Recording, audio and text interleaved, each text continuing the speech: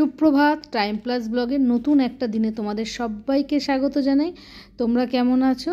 নিশ্চয়ই ভালো আছো, আমিও ভালো আছি। আর আজকে সকালবেলা ছেলে স্কুলে চলে গেছে আর আমি রান্নাঘরে চলে এসেছি। মা সকালবেলা বাঁধাকপি কেটে রেখেছিল আর আমি একটু এখন বাঁধাকপিটা রান্না করব। শীতকালে আজকে আমাদের বাড়িতে প্রথম বাঁধাকপি এসছে। আমি বাঁধাকপিতে সাদা জিরে, তেজপাতা, শুকনো লঙ্কা ফোড়ন দিই, তার সাথে কিন্তু আমি একটু সর্ষেও ফোড়ন দিই। এতে না বাঁধাকপির টেস্টটা বেশ ভালো আসে। অনেকেই হয়তো খায় না, কিন্তু আমি পাশের বাড়ির এক কাকিমার থেকে শিখেছিলাম, বেশ ভালো লাগে। এখন আমি ওভাবেই রান্না করি। আর আজকে একটু সোয়াবিন রান্না করব, তাই সোয়াবিনটা উষ্ণ গরম জলে ভিজিয়ে রেখেছি। এতে সোয়াবিনটা নরম হবে আর খেতেও ভালো হবে, তাই জন্য সোয়াবিনটা বেশ কিছুক্ষণ জলে ভিজিয়ে রেখে আমি তুলে দেবো। আর ওদিকে স্যুপ বসিয়ে দিয়েছি। আজকে একটুখানি স্যুপ করব। শীতের ওয়েদারে না স্যুপ খেতে ভীষণ ভালো লাগে, তাই জন্যই স্যুপটা বসানো। আর আজকে আমার অনেক কাছাকাছিও আছে। বাঁধাকপিটা রান্না বসিয়ে দিয়ে আমি যাব হলো অন্যান্য কাজ করতে। আমি রান্না বসিয়ে দিয়ে অনেক কিছুই করি, এতে আমার তাড়াতাড়ি কাজগুলো কমপ্লিট হয়ে যায়। রান্না বসিয়ে নাড়িয়ে চাড়িয়ে দিয়ে মাঝে মাঝে এদিক ওদিকে গিয়ে যে কাজগুলো অল্পের মধ্যে হয়ে যায় না, সেই কাজগুলো আমি করে আসি।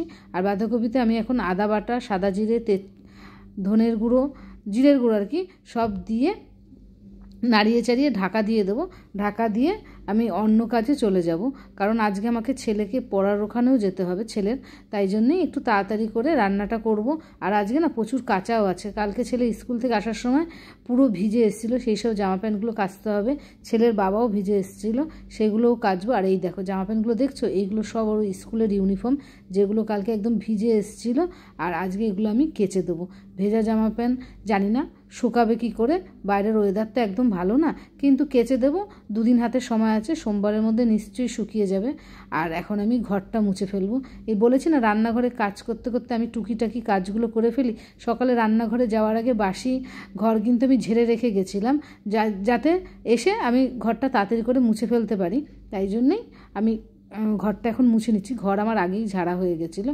আর আজকে আমি একটুখানি কেরোসিন তেল দিয়ে ঘরটা মুছছি, কারণ ভীষণ পিঁপড়ে হচ্ছে আর মশাও ঘুরছে। জানি না দূর হবে কি না এদের উপদ্রব, তাও আমি একটুখানি মুছে নিচ্ছি। আর কেরোসিন দিয়ে ঘর মুছলে না পিঁপড়েটা একটু কম হয়, এটা আমি খেয়াল করে দেখেছি। আর এই দেখো মা গাছের পেঁপে কাটছে, জানি না কখন খাবো। শীতকালে পেঁপে খুব একটা ভালো না লাগলেও গাছের পেঁপে তো মিষ্টি বেশ, তাই জন্যে মা কেটে রাখে, ঘুরে ফিরে খাওয়া হয়ে যায়। আর আমার এদিকে রান্না কমপ্লিট হয়ে গেছে। রান্না কমপ্লিট করে আমি এখন গ্যাস মুছছি। রান্না কমপ্লিটের পর প্রতিদিনই আমি গ্যাস সাবান দিয়ে মুছে নিই, আর তার সাথে এই তাকটাগুলো সুন্দর করে মুছে নিই, সাইডটাও মুছে নিই, কারণ তেল পড়ে তো, তাই জন্যে এগুলো মুছে নিই। আমার কুচিনা নেই, তাই তেল কালি এদিক ওদিকে ছড়িয়ে পড়ে। আর দেখো মুছতে মুছতে না আমার ওখানে রঙটাও চটে গেছে। সুব্রত বলে এত মোছাও, তাই জন্যই রঙ উঠে গেছে। কী করবো বলো, তেল কালি থাকলে তো মুছতেই হবে। আর এই দেখো আমি এখন একটুখানি পাউরুটি সাইড তোমার ডিম দিয়ে করে রেখেছিলাম, সেটাই খাচ্ছি। ছেলেকে সকালে আসলে ডিম পাউরুটি দিয়েছিলাম, তো কিছুতে পাউরুটির সাইড খেতে চায় না, সেইগুলো আমি আবার ডিমের মধ্যে গুলিয়ে ভেজে রাখি। আমার বেশ ভালো লাগে খেতে, জানি অম্বল হয়, তাও ভালো লাগে খেতে। মাঝে মাঝে খাই, সবসময় খাই না। আর এই দেখো আমার এক গামলা কাঁচাও হয়ে গেছে। কাজের ফাঁকে ফাঁকে এই সব কাজগুলোই কিন্তু আমি করে ফেলি, যাতে আমার টাইমটা একটু বাঁচে। আর এই দেখো এই এক গামলা জামা আমি ছাদে নিয়ে যাব মেলতে, কিন্তু ছোট্ট ছোট্ট রুমাল টুমালগুলো ওগুলো বারান্দাতেই মেলে দেবো, কারণ ওগুলো আর ছাদে নিয়ে যাব না। আর এই দেখো জামা প্যান্ট মেলে এসে আমি এখন ষষ্ঠীদি বাসন মেজে রেখে গেছে, সেইগুলোকে তুলে রাখবো। এগুলো আমি মুছেই রেখেছিলাম, এখন এগুলোকে তাকে তাকে তুলে দেবো। আমি বলেছি না তাকে ভেজা বাসন আমি রাখি না, যাতে তাকটা জং না পড়ে যায়, তাই জন্যে।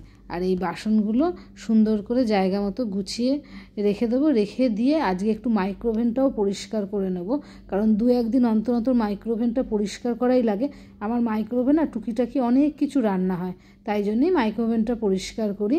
আর এই দিকে দেখো তোমার গামলা টামলাগুলো একটু সরিয়ে রাখবো। আর যে গামলাটায় নিয়ে আসে সেটা আমি বেসিনে উপুত করে রেখেছি। আর আমার মাইক্রোওভেনে মাঝে মাঝেই মুছতে হয়, কারণ আমার ছেলে ভীষণ পাঁপড় ভাজা খায় মাইক্রোওভেনে।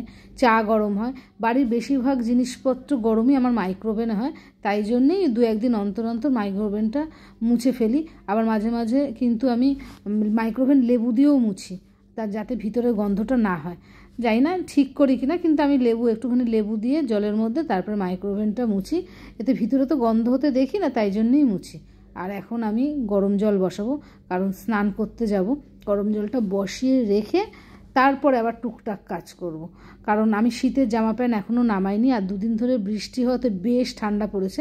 দেখো গায়ে একটা ওড়না দিয়ে কাজ মেটাচ্ছি, কিন্তু এখন আমাকে শীতের জামা প্যান্ট নামাতেই হবে, না তো বেশ ঠান্ডা লেগে যাবে। আর এই উপরে আমার শীতের জামা প্যান্ট তোলা থাকে।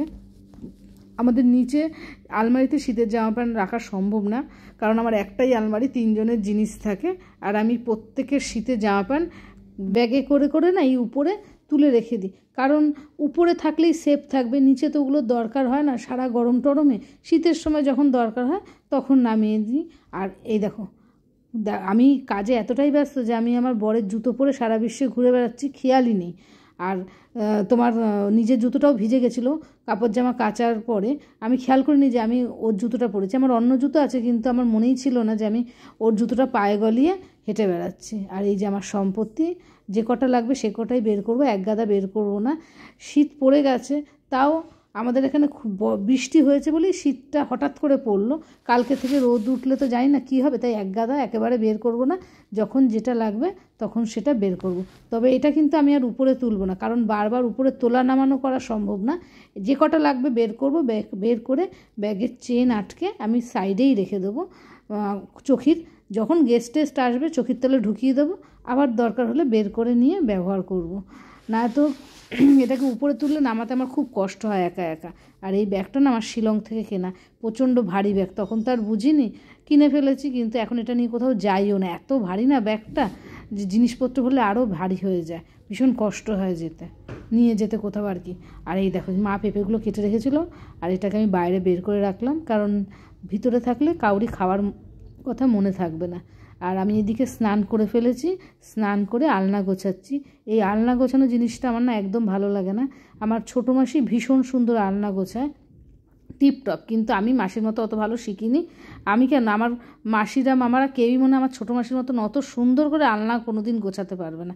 আমি এখন এই আলনা গোছাবো, গুছিয়ে তারপরে যাবো হচ্ছিলো দুপুরের খাবার খেতে, তারপরে রেডি হব, তারপরে ছেলের ওখানে যাব। সকাল থেকে উঠে না একটার পর একটা ডিউটি কিন্তু আমার চলতেই থাকে, আর এই ডিউটিগুলো প্রতিদিনই আমাকে করতে হয়। আর দেখো বই খাতার অবস্থা প্রতিদিনই কিন্তু গুছিয়ে দিই। আমার বই খাতা মানে ছেলের বই খাতা আর কি, আমার তো না, ছেলের বই খাতা থেকে লোকে ভাববে আমার ছেলে মনে হয় সারাদিনই পড়ছে, কিন্তু সত্যি কথা বলতে খাট থেকে, চেয়ার থেকে, সোফা থেকে আমি ওকে পড়তে দেখি। বই নিয়ে কিন্তু পড়ে না, কিন্তু বই আমার সারা খাটেই ছেটানো থাকে, কিছুতেই এইসব জিনিস আমি গুছিয়ে রাখতে পারি না। ও স্কুলে চলে যাওয়ার পর যখন আমি সময় পাই তখন আমি এগুলো আবার সুন্দর করে গুছিয়ে দিই, যেন আমি একটা বিশাল বড় ডিউটি করি, জানো তো। যদি এটা নামি না গুছাই কেউ গুছাবে না, তাই জন্যে আমাকে গুছিয়ে দিতে হয়। এমনকি এই যে পড়তে যাবে বইয়ের ব্যাগও গুছিয়ে রেখে গেছে, কিন্তু সেটাকে আমি ঠিকঠাক করে নিয়ে যাই, এটা আমার অভ্যাস হয়ে গেছে। কারণ ও আগে খাতা, তার নিচে বই, তার নিচে নোট, একটা বিচ্ছিরি জগাখিচুড়ি করে রেখে যায়, কিছুতে বললেও রাখে না। আমি যাওয়ার সময় বই খাতাগুলোকে সুন্দর করে সেট করে নিয়ে যাই। উল্টো পাল্টা করে ব্যাগের মধ্যে বই খাতা গোছানো থাকলে না নিয়ে যেতেও কিন্তু কষ্ট হয়, সেটা কাকে বলবো, কে শুনবে, তাই জন্য অত কথা এখন আর বলি না, নিজের মতনই গুছিয়ে টুছিয়ে নিয়ে যাব। আর এই ব্যাগের মধ্যে করেই ওর টিফিন, জল সব নিয়ে একেবারে চলে যাব, তাহলে আমার সুবিধা হবে, আমাকে আলাদা একটা ব্যাগ নেওয়ার দরকার পড়বে না। আর এই দিকের বই খাতাগুলো তো গুছিয়ে ফেলেছি, টেবিলেরগুলো একটু অগোছালো ছিল, সেগুলোকে একটু ঠিক করে রেখে দেবো। এই আমার প্রতিদিনেরই কাজের মধ্যে একটা পার্ট, ছেলের বই খাতা গোছানো। আমি এরকম অগোছালো একদম পছন্দ করি না, কিন্তু কি করব, আমার ছেলেটা ওরকম অগোছালোই হয়েছে, জানি না কী করে হলো। দুপুরের খাওয়া কমপ্লিট করে ফেলেছি, আর এখন আমি এখানে রেডি হচ্ছি। আর শীতের যে জামা প্যান্টগুলো নামিয়েছিলাম সেগুলো পরেও নিয়েছি। ভাত খাওয়ার পর বেশ ঠান্ডা লাগছে, তাই জন্যেই এভাবে সব পরে টরে নিয়েছি, মনে হচ্ছে বরফ পড়বে, কিন্তু আমার প্রচণ্ড ঠান্ডা লাগে একটুতেই, তাই জন্যেই প্রোটেকশান নিয়ে নিয়েছি। আর বাইকে যাব তো, তাই জন্যে আরও বেশি করে প্রোটেকশানটা নেওয়া। আর এখানে ছেলের টিফিন গোছাচ্ছি, ওর জন্যে একটু তরকারি করেছিলাম, সেই তরকারি নেব, আর তার সাথে রুটি নিয়ে যাব। ও হৃদয়পুর স্টেশনের রুটি বা বিরিয়ানি এটাই পছন্দ করে, কারণ ও ওরকম ভাতটা মেখে খেতে পারে না, ওর অসুবিধা হয়, তাই জন্যই রুটিটা নিয়ে যাই। জানি না কি করবে, আমি 3টে রুটি নিয়ে যাব, ও কটা খায়, একটাও খেতে পারে, দুটোও খেতে পারে, ওর মর্জি, হয়তো আমাকেই খাইয়ে দিতে হতে পারে, সব কিছুই ওর উপর নির্ভর করবে। আর দেখো স্টেশনে চলেও এসেছি, আমি এখানে বসে আছি, ছেলে কিন্তু এখনও খায়নি, ওর স্কুলে প্রোগ্রাম আছে তো ও একটু বেলা করেই খেয়েছে। তাই জন্য বলছি একটু পরে খাবে। তাই আমি বসে বসে ওর বই খাতাগুলো দেখছি। স্কুল থেকে যে বই ব্যাগটা নিয়ে আসে সেটা ওরকম অগোছালো থাকে, সেটাকেও এখানে বসে ঠিক করছি। আর এই যে সুব্রত বেচারা আমাদের জন্য এখানে এসে বসে থাকছে। এটা প্রতিদিনের একটা ডিউটি হয়ে গেছে সুব্রতর, কাজ ছেড়ে এখানে এসে বসে থাকে বেচারা। আর এই যে আমার পুত্র ওখানে ফোনে কথা বলছিল, ওকে পড়তে দিয়ে দেখো বাড়িও ফিরে চলে এসেছি। মানে পরপর কিন্তু রুটিনগুলো আমার সাজানোই থাকে, কার পরে কোনটা করব, কোনটা করলে ভালো হয়। যাই হোক, এখন আমি ড্রেস চেঞ্জ করব। ড্রেস চেঞ্জ করে এই যে হাত গুটিয়ে বসে থাকার কিন্তু সময় নেই। ওর টিফিন গালিগুলো মেজে রেখে দেবো। কারণ কি বলো তো, এখন যদি মেজে না রাখি আমাকেই এগুলো করতে হবে। তার চেয়ে বরং মেজে ধুয়ে একেবারে তুলে রেখে দিই। আর ও তো দুদিন স্কুল যাবে না, এগুলোকে মেজে টেজে তাকে তুলে রেখে দেবো। রেখে দিলে পরে সুবিধা হবে। আর ঠান্ডা জলে যখন হাত দিতেই হবে, আগে দাও আর পরে দাও, তাহলে দিয়েই ফেলি হাত। আর এখন যখন বাড়িতে ফিরে এসেছি, এখন তো আমার আর সেরকম কোনো কাজ নেই, তাই জন্যই টিফিন বাটি টাটিগুলো ধুয়ে রেখে দেবো। তবে কাজ নেই বললেও কিন্তু কতটা ভুল, কারণ সকালে দেখেছো তো 1 গামলা কেচেছি, কাচার পরে তো ছাদে মেলে রেখে এসেছি, সেগুলোর কি অবস্থা সেটাও জানি না। সেইগুলোকে একবার দেখভাল করতে যেতে হবে। যদি না শুকায় তো ওখানেই রেখে আসবো, আর যদি শুকায় তাহলে নিয়ে চলে আসবো। জানি না, ছাদে এখনও যাওয়ার সময় সুযোগ হয়নি, সময় সুযোগ মতন ছাদে যাব। তবে এটা ধুয়েই যাওয়ার ইচ্ছা আছে, কারণ তখনই গিয়ে নিয়ে চলে আসবো বা রেখে আসবো। কারণ ঘড়িতে 4:30 বেজে গেছে, এরপরে আর যাওয়া হবে না, কারণ আমাকে রাতের খাবার দাবারও জোগাড় করতে হবে, তারপরে একটু এডিট করতেও বসতে হবে, নানা কাজের তালে না আমার যাওয়া সম্ভব হবে না। তাই জন্য এখনই যাব, গিয়ে দেখে আসবো যে সিচুয়েশন কি।